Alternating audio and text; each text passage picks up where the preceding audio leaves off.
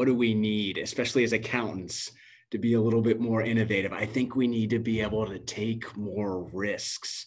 And as accountants, that can feel a little bit counterintuitive. Just think about innovation it's born from risk taking. I always want to challenge people. How do you feel in your culture, in your environment, and especially on your teams about being able to take risks? Do you feel like you can ask sometimes basic questions, right? That can be so empowering, but sometimes just asking a question in front of others can feel in itself like taking risks.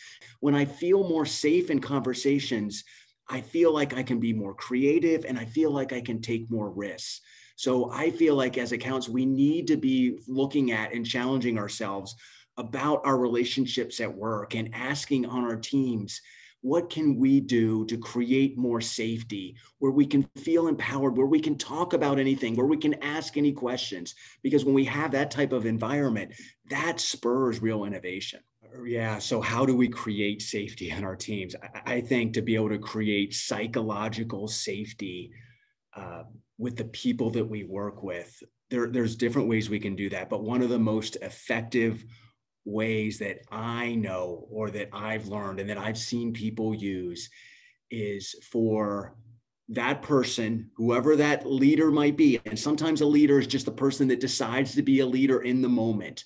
But if that leader can be someone who gets naked first, and we use that term, they get naked first, that leader gets naked first, that's about being vulnerable. If we can be vulnerable first, what that does is it allows other people in the group to feel like, oh, wow, I can let my guard down. I can be vulnerable also. I can be empowered in the conversation. I can maybe take more risks.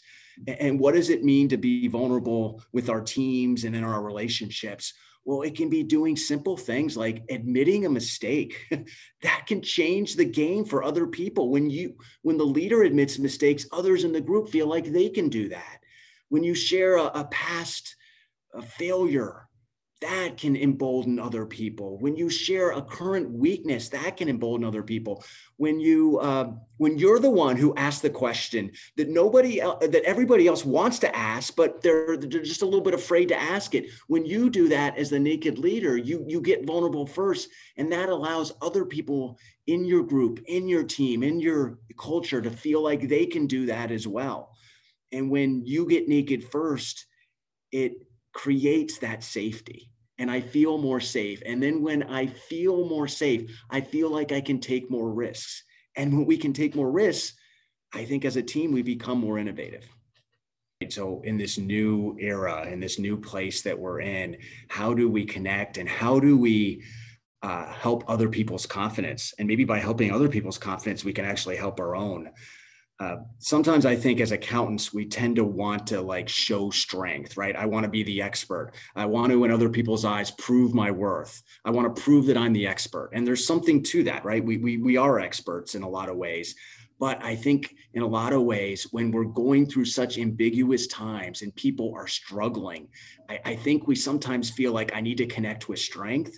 Think about it. Think about the people that you really admire, maybe that you don't know very well, just that you admire in the world. A lot of times it's because that person's confident, they're strong, there's something about them I really admire.